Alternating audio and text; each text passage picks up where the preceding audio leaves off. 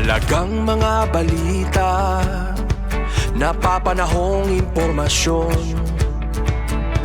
Kami ang inyong gabay pag may bagyo at sakuna.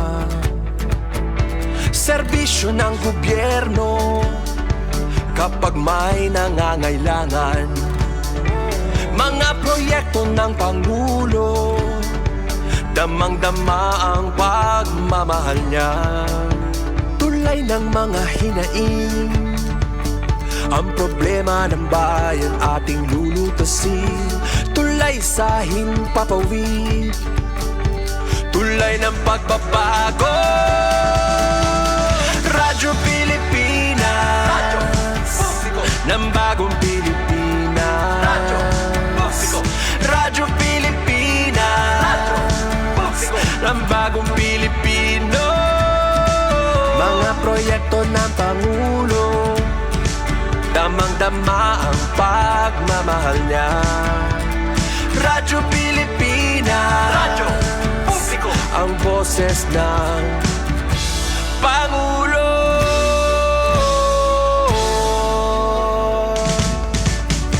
Karamay nyo kami, kahit malayo man kami nakakarating. OFW magsasaka, buhay ay iba't iba, san mang lugar ng bansa natin. Tulay ng mga hinaing, ang problema ng bayan ating lulutasin. Tulay sa himpapawid, tulay ng pagbabago. Radyo Pilipinas, Radyo Publiko ng bagong Pilipinas. Radyo Publiko, Radyo Pilipinas, Radyo Publiko ng bagong Pilipino. Mga proyekto ng Pangulo, damang-dama ang pagmamahal niya. Radyo Pilipinas, Radyo Publiko, ang boses ng Pangulo. Radyo Publiko, Radyo Pilipinas, Radyo Publiko, Radyo Pilipinas.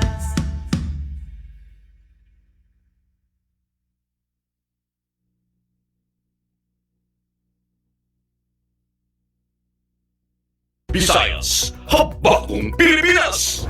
Ini ang iyo agenda.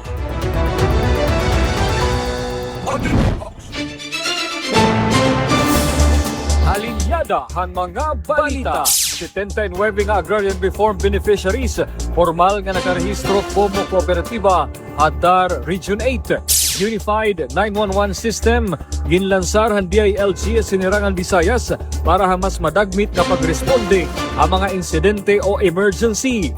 Optometry and oral health services para mga kabataan sa Akophan PhilHealth Yaka Program. Mga pobre nga pamilya sa Southern Leyte nakakarawatin rice subsidy tikang ha gobyerno.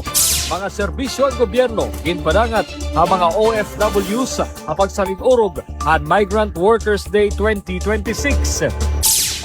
Pagtikang ang klase Hakatarman Northern Samar naging hapsay sobra 2,000 nga mga kabataan ginkarawat ang mga magturutdo. Arasada Balita, PCA ng Probinsyan Biliran nagpirmahay hinmoa para paghatag serbisyo medikal ang mga parag-uma hinlumi ang probinsya. Pinakaunhing bahin ng Regional Scientific Meeting at National Academy of Science and Technology Philippines gintumara sa Sinirangan Visayas. At News and Information Center, masubra na 25,000 nga mulupyo sa Sinirangan Visayas na serbisyuhan ang bukas centers ng gobyerno. Kooperasyon han komunidad naging susi han malinang puson nga paghalpat han CTG members ang Northern Samar. Ay istorya panlawas, chronic kidney disease, pag-iistoryahan. Mga detalye han ato mga balita, masunod na! Maupay nga oras mga kasangkaya, naada na kami ha ika-20 nga edisyon ng Season 2 Agenda 8. Hinaot unta naada ka mga maupay na kahimtang yan Ako si Frederick Humeres. Balik eskwela na. Aton gihanan aton mga kabataan haotro nga hugnahan ira pag-arab. Labawan na aton mga paningkamot nga matagal ni insaktong edukasyon aton mga kabataan nga amon paglaom han masunod nga panahon. Ako si Mary Grace Manadong. Tutok permi amon kada semana nga edisyon ng Agenda Haotso. Kan permi niyo makikita ng Facebook pages han Philippine Information Agency, Eastern Visayas. Ako, AJ Espinosa. Ang Agenda Ha-8 in iyo masusundan ha mga istasyon han Radyo Pilipinas Calbayog, Radyo Pilipinas Sogod, ngan Radyo Pilipinas Borongan. Upod pa ha 94.9 Infinite Radio Villaba, ng 94.5 DYRK Radyo Calgara, Hakarigara Leyte. Ini hi Jane Sanyanugay, ini an iyo Agenda Ha-8 Year 2. Agenda House! Agenda House! 79 ng Agrarian Reform Beneficiaries formal nga na nagkarehistro kumo kooperatiba handa Region 8. Adan report ni Jasmine Kate Agusto han PIA Leyte. Agenda House! Formal nga nakarehistro como kooperatiba ang 79 nga Agrarian Reform Beneficiaries sa Sinirangan Visayas sa pinaagi hagin dumara nga registration caravan ang Department of Agrarian Reform nga nan Cooperative Development Authority. Panuyo hini nga inisyatiba ang mas mapakurkusog pa ang mga parag-uma nga magkamayada legal nga personalidad agud madali hira makatagamtam han mga bulig tika nga gobyerno nga nan mga direkta nga higayon ha merkado ngan mga pribado nga institusyon. Dako naman ang pasalamat ni Edgar Montuya, Chairman han Kangumbang Agrarian Reform Cooperative, tungod nga han diri pahira kooperatiba makuri ang kamutangan han era asosyasyon ngan waray pribilehiyo ha pagkuhahin mga barato nga paninda, exemption ha buhis ngan damo pa nga iba. Nakunduro ang challenge sa amon han diri pa kami cooperative. Kulang kami mga assistance nga naabot amon. So didahan na-encourage kami pag convert into cooperative. Nagkamayada kami damo nga access na kunain kami mga kaaruhin mga project, especially hadar damon era kuligamon. So yan na kay cooperative naman kami.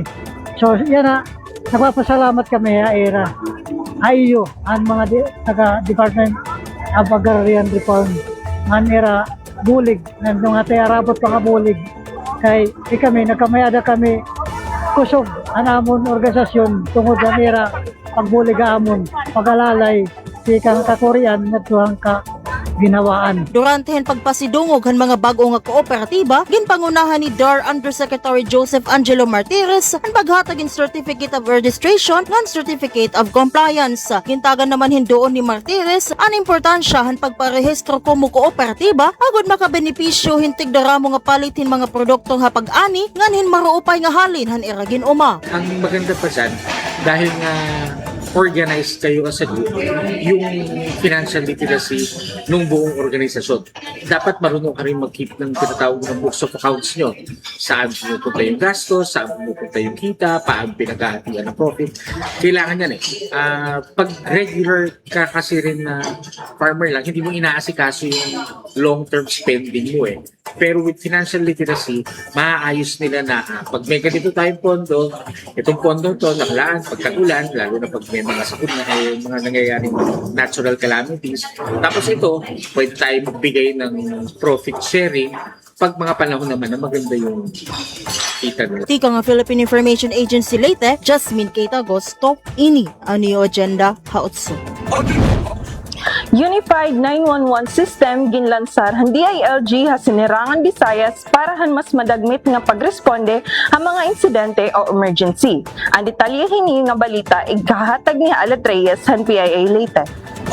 Paglansaran Unified 911 System, dini na mismo hariyon matatawagan ngan mababaton ang mga tawag ha Emergency Hotline 911. Formal na ginlansar ang Unified 911 System, ipinaagi ang Department of the Interior and Local Government, kaupo din mga pangunang responders, sugad ang Philippine National Police, Bureau of Fire Protection, ng mga Disaster Risk Reduction and Management Office. Labot lang ang direkta nga makakasulod ang mga local operators. Ang tawag, iniin mababaton pa hinaknan nga winaray o bisaya, agud mas madagmit maintindihan na naging dadanghala na insidente o emergency.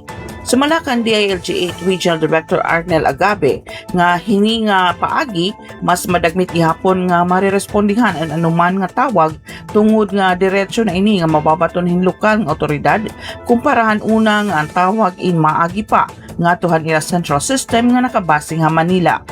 Kung may crisis, may nakita sigurado nga matatawagan. Diri na kay numero, diri numero nga matatapunan. Diba? So that's the reason why, among others, what's the primary picture, so to speak, as far as 911 is concerned, is that the one that you will be calling, tatawagan dito natin mga mulupyo, in the Eastern Visayas, in maarang gihapon magwaray, maarang mag-Bisaya, para diri na makuri, sinaptanay, sa dito, diri na kinanglanon, diri na makuri, nga kamo magkaintindihan na kung ano inaaro na huli, kung hino kinanglanon na mag-responde. Of course, as mentioned by Mayor Montes, what's important is immediately, there is our telecommunicator, natin mga call center agents, in fact, in maarang dahil makukuha kung ano ang ikikinahanglan na huli, kung ano ang ikikinahanglan na responde itong atong mga mulupyo na dahil sa crisis o sa panitabo or those that we calling for assistance. Kaupod nga ginansa ng Unified 911 System ang mga rehiyon ng Ilocos Norte, Region 1, Isabela, Region 2, ng Iloilo, Region 6. Iyan ang Philippine Information Agency Leyte ni Alet Reyes, in EU Agenda 8. Optometry and oral health services para mga kabataan sakop ng PhilHealth Yakap Program. Ang report, tigang Consola Arcon at PIA Eastern Visayas. Libreng optometry and oral health services para mga kabataan sakop na Yakap Program han gobyerno pinaagihan Philippine Health Insurance Corporation o PhilHealth. Kinanglanla igrehesto anihan mga kaganak anira mga anak Yakap Clinic para matagamtaman ang mga benepisyo. Sumalakan Miramar Zabala Regional Information Officer han PhilHealth Region 8 matutal 2,500 ang ginoopreser nga package han PhilHealth para iton eyeglasses sa mga kabataan nga na edad kutob 15 anyos. At least maibanan ito na aton kabaraydan parahan mga eyeglasses na naton mga anak nga medyo na daot na iton dire na perfect nga 2020 no labi na kay mahilighan gadgets na. Labotan optometric services matatagamtaman gihapan mga kabataan ang libre nga oral health services nga na kantidad hin 1,000 pesos. May naton benepisyo ha oral health na worth 1,000 pesos pwede gihapon ini ma-avail na naton mga kabataan no. Again, mag-refer ni haira dito ha dental clinic ang ato ni Yakap Clinic Doctor. Kundi hira na ka parehistro. Tikang ha PIA Eastern Visayas, Sol Alarcon ini ang iyo agenda 8. Mga pobre nga pamilya sa Southern Leyte nakakarawat hin rice subsidy tikang ha gobyerno. Adin detalye kan Bong Pedalino han PIA Southern Leyte. Ang national government, pinagi sa Department of Social Welfare and Development, DSWD, nagpangapadapod og pagkaon nga sarang madungag. Katambayayong ang provincial government sa Southern Leyte, pinagi sa Provincial Social Welfare and Development Office, PSWDO. Ang pagpanghatag og bugas, ilawom kini sa ayuda para sa kapos ang kita program kung akap sa DSWD. Usa sa mga social protection programs sa mga ahensya nga nagtabang sa mga kulang ang kinitaan. Subay nini, sobra 5,000 kapamilya na o households ang nahatagan sa dekalidad nga commercial rice sa pasiunang sauga sa distribusyon sa meging bulan dito sa mga kalungsuran sa Hinundayan, St. Bernard, Libagon o Karungbulana dinhi sa Dakbayan sa Maasin. Sumala pa ni Alfonso Espina, ang in charge sa mga supply diha sa PSWDO. Sa Hinundayan o St. Bernard, ang mga gipang target nga mga beneficiaries mao ang mga mag-uuma. Sa Libagon, mga senior citizens. O sa Dakbayan sa Maasin, mga drivers o food delivery riders. Diin matag beneficiaryo nagadawat og tag 12 og tunga ka kilo nga bugas. Sa interview kaniya sa Philippine Information Agency, PIA, gibutyag ni Espina ng budget alang nini 10 million pesos og magapadayon pa ang panghatag hangtod malukuptanan ang 13,000 kapin ka mga beneficiaries sa tibuok probinsya. Usa sa mga nakakuha sa maong rice subsidy mao si James Casinaw 25 anyos, food delivery rider sa Pasabay. Minyo, may duha ka anak, pulos babay, mga bata pa. Grade 2 ang maguwang, 6 kabulan ang manghod. Nagpuyo sa GK Village, Barangay Cumbado, Masin City. Nagpasalamat po sa gobyerno sa gihatag nga ayuda nga bugas. Salamat kaadto sa tanan nga gihatag sa 12 kilos and 1/2. Salamat kaadto. Gikan sa PIA Southern Leyte, Bong Pidalino alang sa Agenda Ha-8. Mga serbisyo gumero gipadangathan mga OFWs pagsalin orogan Migrant Workers Day 2026. Adyan detalye kan Rodrigo Victoria han PIA Bileran. Sa pagpadayon sa administrasyon ni Presidente Ferdinand R. Marcos Jr. sa pagpalig-on sa kaayuhan o proteksyon sa mga overseas Filipino workers o OFWs, nagdala sa nagkadaiyang serbisyo ang naganglaing ahensya nasyonal sa gobyerno atol sa selebrasyon sa Migrant Workers Day 2026 sa probinsya sa Biliran. Ipahigayon ang kalihukan niadtong Hunyo 5 sa Provincial Civic Center sa Naval. Diin mitambong ang kapin 750 ka OFWs, ilang mga pamilya o mga stakeholders gikan sa 6 ka probinsya sa Eastern Visayas. Lakip sa mga ahensyang naghatag og serbisyo mao ang Department of Information and Communications Technology o DICT. Ngamitabang sa mga partisipante sa pagparehistro sa eGov.ph app. Kapin 500 ka mga partisipante usab ang ni-orient bahin sa mga benepisyo o serbisyo nga ma-access pinagi sa digital platform sa gobyerno.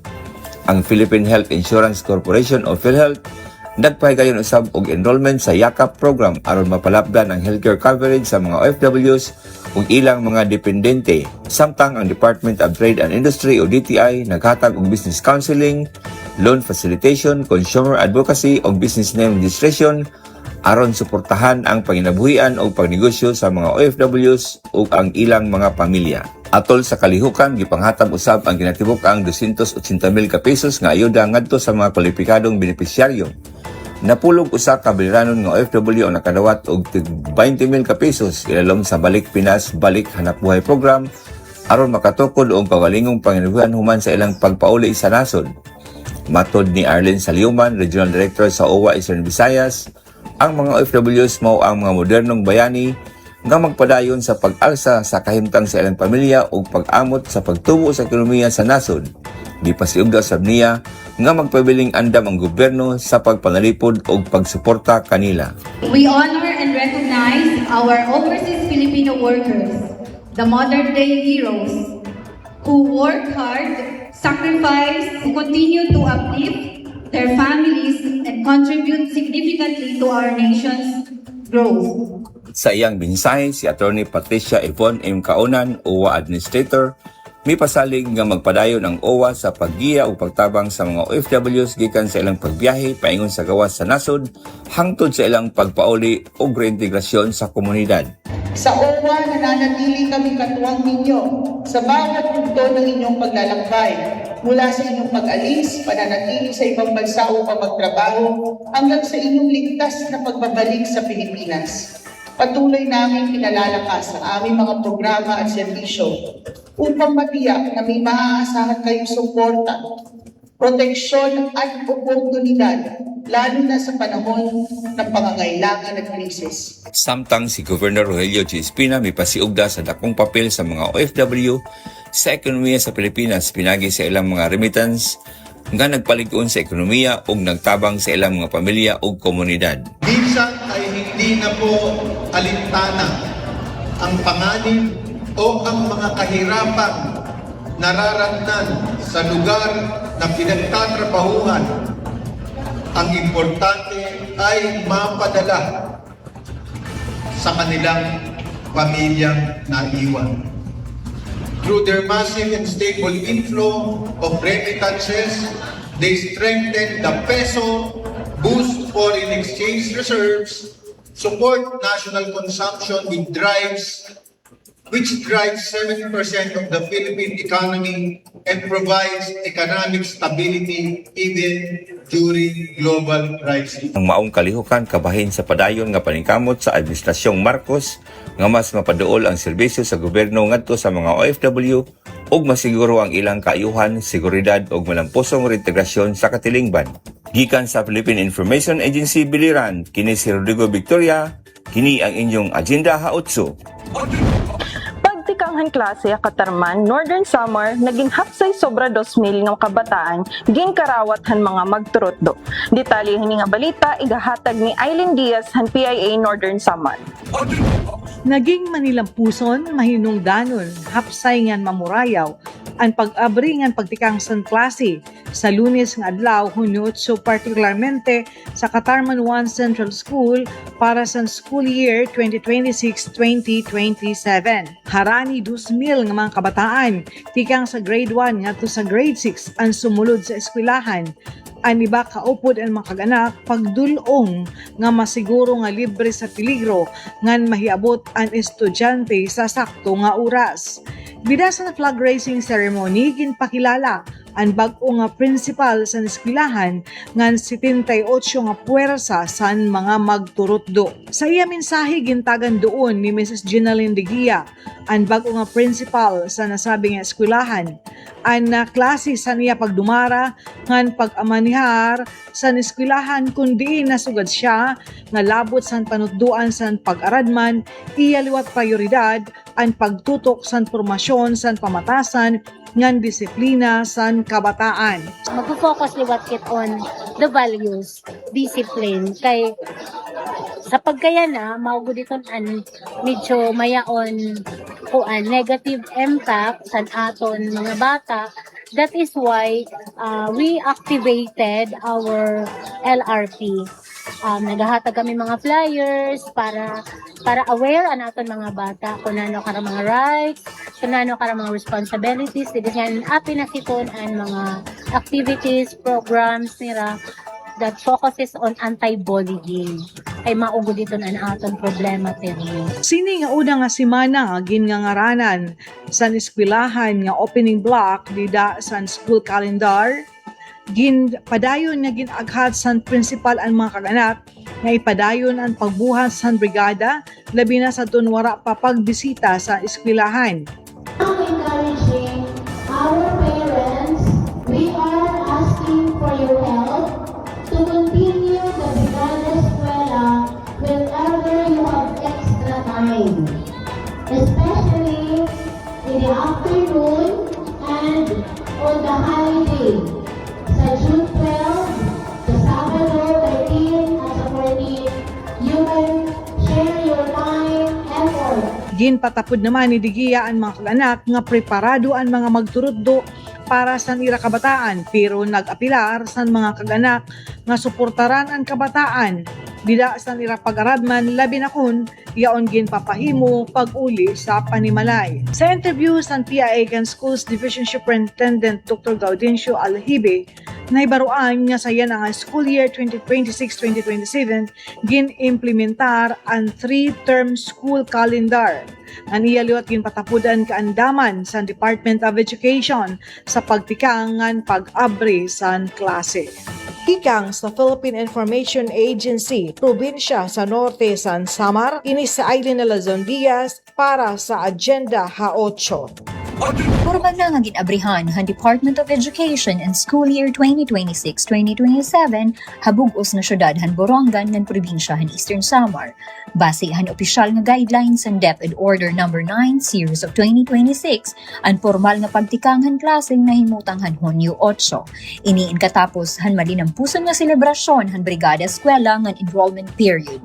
Madasigon ngan may kalipay nga ginabi-abi han mga magturutdo ngan mga mamumuno han eskwelahan ang pag-atubang handamo nga mga estudyante nga nang eskwela yana nga tuig. Base han pinakabag-o nga ihap tikang ha DepEd Schools Division Office, umabot hin 18,500 ang mga estudyante tikang ha kinder tubtub senior high school ang formal nga nakalista ha Borongan City Division. Samtang ha Eastern Samar Division naman, umabot hin 85,600 nga mga estudyante ha bug-os nga mga bungtohan probinsya. probinsya. Dako naman ang pasalamat han pamunuan han DepEd hapanguna ni Schools Division Superintendent Dr. Gorgonio Diaz Jr. han Borongan City Division tungod han dako nga suporta han mga ginikanan nga waray mag-alang han pagpa-enroll han ira mga anak. Agud masiguro ang kataluwasan han mga estudyante nga magturutdo, nagdeploy hin puwersa ang mga kapulisan ha kadalanan nga harani han mga eskwelahan. Iniinda ko nga pitad han Eastern Samar Police Provincial Office ha ilarom han liderato ni Police Colonel Ernesto Macasil ang Provincial Director. As your Provincial Director, hani kami na nag-courtesy call na aton mga principal ha aton mga public schools para maasistihan naton kung ano nila concerns pag-abot iton aton yan ang balik eskwela. Hadapit naman han akademiko nga preparasyon, naging madasigon ang pag-abi-abi ha Eugenio S. Dasa Pilot Elementary School, usahan pinakadako nga primary nga eskwelahan ha syudad. Pinamumunuan ini han ira school head, Ian Roy Herna. I welcome all learners and parents sa Eugenio S. Dasa Pilot Elementary School. I would like to inform everyone that ESDP is very ready to welcome, accommodate the 1,500 learners for school year 2026-2027, and ESDPS is now implementing the 3-term calendar of the Department of Education. San pa man may ginatubang nga kulang hapira nga mga classrooms sa mga hirayo nga barangay, nagpabilin nga positibo ang DepEd nga madidireksyonan ini pinaagihan alternative learning modality o unshifting han schedule agud waray estudyante nga mabayaan ha pag-aram. Tikang ha PIA Eastern Samar, Jing Lira ini ang iyo agenda ha 8. Haaton Ratsada Balita yan na, PCA ng Probinsyan Biliran nagpirmahin BOA para paghatag serbisyo medikal ang mga parag-umahan lubihang probinsya. Pinakauri nga bahin ang Regional Scientific Meeting ang National Academy of Science and Technology Philippines din dumara Siniranga Visayas. Ang detalye ni Ratsada yung mga balita, masunod na. Ratsada Balita! Nagpirma og memorandum agreement ang Philippine Coconut Authority o PCA o ang Biliran Provincial Hospital aron mapalapdan ang serbisyo sa panglawas alang sa mga rehistradong mag-uma sa lubi ug ilang mga kwalipikadong dependent sa probinsya sa Biliran. Ubos sa programa nga sakop sa Coconut Farmers and Industry Development Plan o CFIDP, ang mga benepisyaryo makadawat og tabang pinansyal alang sa ilang pang-hospital, outpatient services o post-confinement medical needs. Matod sa kasabutan, ang matag kwalipikadong coconut farmer mahimong makadawat og hangtod 40,000 ka pesos alang sa hospital confinement nga dili sakop sa ubang health programs. Aduna usab 5,000 ka pesos alang sa tambal, laboratorio o diagnostic exams ug laing 5,000 ka pesos para sa follow-up nga medical nga panginahanglan. Aron masiguro ang hapsay nga implementasyon, ang PCA mag-deploy og registered social worker sa hospital aron mutabang sa validation sa mga beneficiaryo ug pag-issue sa guarantee letters. Ang PCA usab ang mo-reimburse sa ospital sa mga nagasto nga serbisyo alang sa mga kwalipikadong pasyente. Sa pikas, bahin ang Biliran Provincial Hospital ang muhatag sa serbisyo medikal ug mag-maintain sa record sa mga pasyente, samtang mag-coordinate sa PCA sa pagproseso sa tabang. Ang maong programa kabahin sa direktiba sa gobyerno ubos sa liderato ni Presidente Ferdinand R. Marcos Jr. nga nagpalig-on sa mga programa alang sa social protection ug kaayuhan sa mga mag-uma sa lubi. Ang kasabutan mulungtad sulod sa 3 ka tuig ug posibleng i-renew base sa resulta sa evaluation sa programa. Tumong niini nga inisyatibo ang pagpakunod sa gasto sa panglawas ug pagpalambo sa kalidad sa serbisyo medikal alang sa mga komunidad nga may mga tanom nga lubi sa probinsya sa Biliran. Gikan sa Philippine Information Agency Biliran, para sa Ratsada Balita, kini si Rodrigo Victoria, kini ang inyong agenda ha-8. Ratsada Balita! Ipangamayan ng Department of Science and Technology Region 8 ang kanang National Academy of Science and Technology Philippines Regional Scientific Meeting Visayas Cluster. Ining aktibidad igiterok ang mga scientists, researchers, educators, and policymakers haupat nga rehiyon ng Visayas agud pagingadayan in mga importante nga impormasyon, mga scientific discoveries ug mahinungdanon nga datos nga dako ang papel pagudwag ha makalilain nga sektoral sa syudad. Natananan mga giningadayan inauuyon ng tema han regional meeting ng United Nations Sustainable Development Goals, Science, Technology, and Innovation for Sustainable Development. Gintagan hindoon ni academician Jaime C. Montoya, presidente han NASD Philippines, nga iraging bubuhat ang regional scientific meeting nga magkalinlain nga dapitan nasod agud igduok aton mga siyentipiko nga hibabroanan ngadto mga katawhan nga sugadman ha mga tagpanday han mga palisiya agud makahimohin mga mahinungdanon nga desisyon o aksyon nga tinuod nga epektibo nga makakabaton ang mga ayat sugad climate resilience, food security, public health, environmental protection, digital transformation nganda mo pa nga iba. Nakatalaan naman ang National Scientific Meeting para han kabubusan ng nasod yan ang bulan han Hulyo. Tika nga Philippine Information Agency Leyte para Ratsada Balita, ini Alit Reyes, ini ang EU Agenda Ha-8. News and Information Center. News and Information Center, masobra na 25,000 nga mulupyo ha sinirangan Visayas na serbisyohan han bukas center han gobyerno. Kooperasyon han komunidad naging susi han malinampuson nga paghalpat han CTG members han Northern Samar. Tikang News and Information Center, hangaran kan ni Lopido, adihi Janset Yangzon, Government Intern han PAA Eastern Visayas. News and Information Center. Masobra 25,000 na mga mulupyo ang naserbisyohan ng bukas centers o bagong urgent care ambulatory services sa sinirangang Visayas.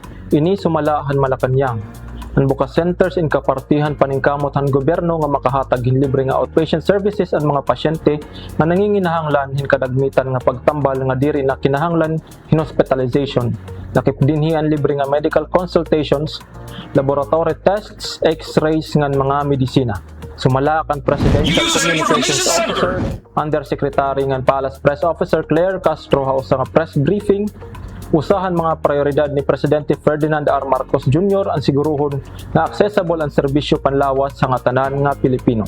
Sumala pa kan Yusik Castro siniraang Visayas tulo na nga bukas centers and operational yana kundiin nakatagamtam na ang serbisyo panlawas in yukot nga mga pasyente ha paghigrani nga mga lugar.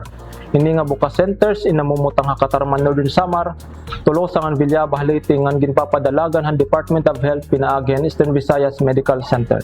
Mula noon hanggang ngayon ay napupuntahan ito ng ating mga kababayan para sa agarang serbisyong medikal na hindi naman kailangan ipasok pa sa ospital. Patients served since implementation ay 25,070 na ating mga kababayan. At ang top services rendered ay mental health, hypertension management, maternal and child health services. Dugang pa ni Castro nga labot lahan bukas centers lakip gihapon ang iba pa nga mga inisyatibo panlawas han gobyerno sugad han zero balance billing program nga nan pinahilapad nga sakop han mga benepisyo ha PhilHealth. Sumala pa kan Castro, ang initial nga report kang DOH nagpapakita nga masobra 37,000 nga mga pasyente ang naserbisyohan han ilaruman zero balance billing program nga ini nagkakantidad hin maabot 1.49 bilyones pesos. News and Information Center. Halain naman nga sumalahan 8 Infantry Division naging malinampuson ang mga tropahan gobyerno ha paghalpatan mga membro han Communist Terrorist Group nga nagkukuta hatay-aw nga lugar dapit ha barangay Katutuugan, Las Navas, Northern Samar. Ini pinaagi gihapon han kooperasyon han komunidad. Hagin buhat nga operasyon didahan Hunyo 4 na kaengkwentro han 20 Infantry Battalion in Porlominos na pulong nga CTG members nga gintutuuhan nga kaapi han Squad 2 Sub-Regional Committee Arctic han Eastern Visayas Regional Party Committee. Na-recover han kasundaluhan ha encounter site in usa nga M16 rifle magazines, bandolier backpacks ug iba pa nga mga higamit nga ginbayaan han kinalagyo nga mga rebelde. Ginbuhat nga operasyon in kapartihan nagpapadayon nga paningkamot han gobyerno nga pinaagihan 28 IB ilarom han 8 ID agod maprotehiran ang mga komunidad han Northern Samar kontrahan mga hulga han nabibilin pa nga mga membro han CTG. Ngan malikayan gihapon nga mautro maimpluwensyahan ini nga mga lugar nga dako na iginunhan darahan whole of government ngan whole of nation approach nga inisyatibohan gobyerno para makabot na ang ginihingyap ng kauswagan ngan kamurayawan ha sinirangan Visayas. Padayon naman ang panawagan ngan pagaghatan gobyerno pinaagihan 8 ID nga bumalik na piyod han balaod ang nabibilin pa nga mga membro han CTG nga mga rebelde ngan lugod pilion ang dalan ha kauswagan ngan kamurayawan pahimulsan ang mga programa ng serbisyo ng gobyerno para haira ngan maging kasugbong pagtindog han may naswagon nga rehiyon ngan nasod. Ikang News and Information Center han PIA Eastern Visayas. Hangaran ni Nilda Litdopido, ako si Jansen Tiangzon, Government Intern. Maninian iyo agenda, haotso.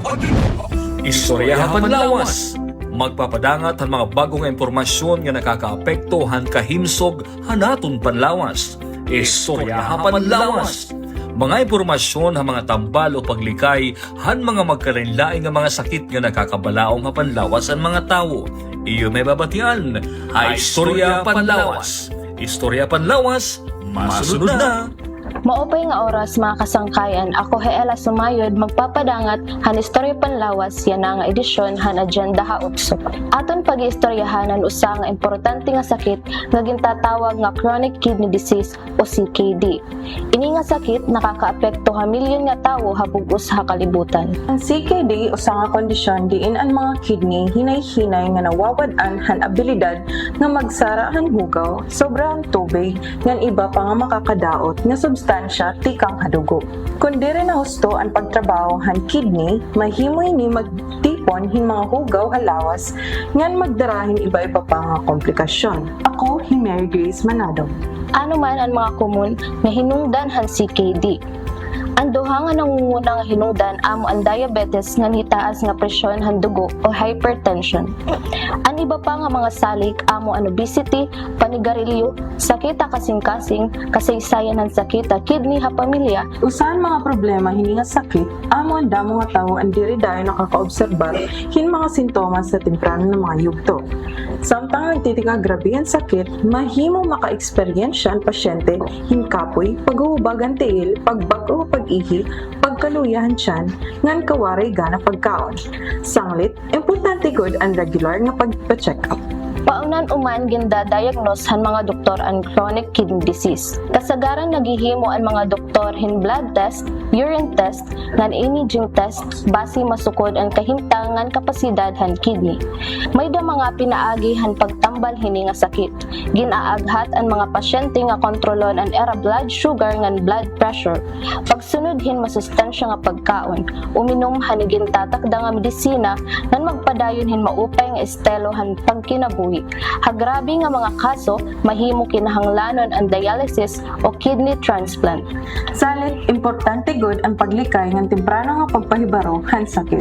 Ang regular nga ehersisyo, balanse nga pagkaon, paglikay ha panigarilyo, ngan regular nga medical check-up, nakakatabang ha pagpanalipod han aton mga kidney nga nakakalikay han risk han CKD. Iyo pala hibatian ang pinakaorhi nga impormasyon bahin han paghirot ha mga sakit. Naghihinaot kami nga kamuin magpabilin nga himsugan panlawas ngan makabulighan pagdukwaghan aton sosyedad. Magpapadayon kami ha paghatag ha iyo hin mga impormasyon nga may kalabutan ha mahimsug nga panlawas ngan paunan o malikayan ang mga sakit. Dapat healthy para happy, tikang Philippine Information Agency Eastern Visayas, ini Mary Grace Manado. Nga ako naman Heela Sumayod para Istorya Panlawas. Ini ang iyo agenda haotso. Sumat Panahon. Opisyal nga gindeklarahan DOST Pag-asa ang pagtikang han rainy season o panahon han pag-uuran. Ini mahuman nga maobserbahan ang sunod-sunod nga pag-uran ha magkalain-lain nga parte han nasod. Durot ang southwest monsoon o habagat. Naging sunod-sunod na ang mga pag-uran hapagtikang han bulan han Hunyo matapos ang pira kasimana nga mapingit ang panahon. Kundi bisan kun opisyal na ang naada rainy day season, ginpahayag han Pag-asa nga makaka-experience siya paghihapon hinilaba nga panahon nga waray uuran. Ngan ini ang tinatawag nga monsoon breaks. Haluyo hini padayog gihapon ang pagin-alerto hanamamang pangan nga super El Nino nga posible tumama haorhi nga parte yana nga tuig. Ginbabana-bana gihapon nga kaudgan pag-uuranon ang katundan nga parte han Luzon ngan Visayas. Samtang opisyal na nagtikang ang panahon han tag-uran. Tikang News Bureau ang Philippine Information Agency Eastern Visayas. Ini Herubin Minyano para sumat panahon. Ini ang iyo agenda hautso. Editorial! Otro ginbayo ginmakusog nga linog ang Mindanao, Lunes nga adlaw Hunyo 8. Ang magnitude 7.8 nga linog ay nakasentro ha kadagatan hirani Sarangani nga naging hinungdan ang karusdakin mga buildings, kadilatar mga serbisyo, pagkansilar ng klase, ngan mga biyahe ngan kamatayhan pira naton nga mga kababayan. Igini sa gihapon ang tsunami warning ngan panawagan ang mga naguukoy ha mga kabaybayonan nga apektado han linog nga mamakoy. Ini nga hitabo usa nga iluwat nga pahinumdom nga Pilipinas ay nagpapabilin nga vulnerable ha mga kalamidad. Como kaparte han Pacific Ring of Fire, diri bag-o ha Pilipinas ang mga linog. Pero haluyo nga otro nga trahedya, diri lagi hapon eksakto ang aton kaagdam ha oras sin kalamidad. Makababaraka nga ang linog inhitabo haon nga adlaw mismo han pagsulod a klase han mga estudyante ha Mindanao. Damo nga mga estudyante nga magturutdo ang napiritan nga bumaya hanira mga classrooms samtang padayon nga gipapanginano han mga engineers ang mga buildings agud masigurado nga iniin madig-on ngan talwas. Ini nga hitabo nagpapamatuod nga ang kandam indiri la responsibilidad han mga ahensya ng gobyerno kundi pati nagihapon han mga opisyales sa eskwelahan, iba-iba nga mga ahensya nga naan mga mulupyo mismo. Diri la angay hibaruan ang duck, cover and hold. Importante gihapon nga may la full emergency plan andam nga kobag, sakto nga supplyhin pagkaon ngan tubig ngan hibaro parte evacuation area. Diri liwat angay hingalimtan ang pagdumara hin mga earthquake drills agud magin automatic ang pagbaton ha oras hindi malaso. Dako gihapon ang papel han lokal nga panggobyernohan nga ng mga institusyon hapag parigon han mga infrastruktura. Ang mga eskwelahan, ospital, nga di ba pa nga mga pampubliko nga mga pasilidad intinhanglan sumunod han ginmando nga mga basaranan agud maging talwas ngan maibanan ang distroso ngan kaawatin kinabuhi kun hahigayon may aabaton nga linog. Para han editorial, ako si Ryan Arinto, ini ang agenda haotso. Iyo palahin batian ang pinakauring impormasyon ngan solusyon. Sugad man mga programa ng gobyerno nga nakabenepisyo han mulupyo. Damo na salamat ani pag-upod ha amon hini nga edisyon. Kami magpapabilin nga ada sentrohan mga balita ngan aksyon para han katawhan han rehiyon. Hasta sunod nga higayon, ini ang iyo Agenda Hautso Year 2. Agenda Hautso. Salamat haniyo pakigurusa ha Agenda Hautso, ang programa nga nakatutok ha mga balita, impormasyon, ngan solusyon kasubong ang gobyerno para ha kauswagan han panginabuhi han mga mulupyo tubtog ha sunod nga higayon Eastern Visayas.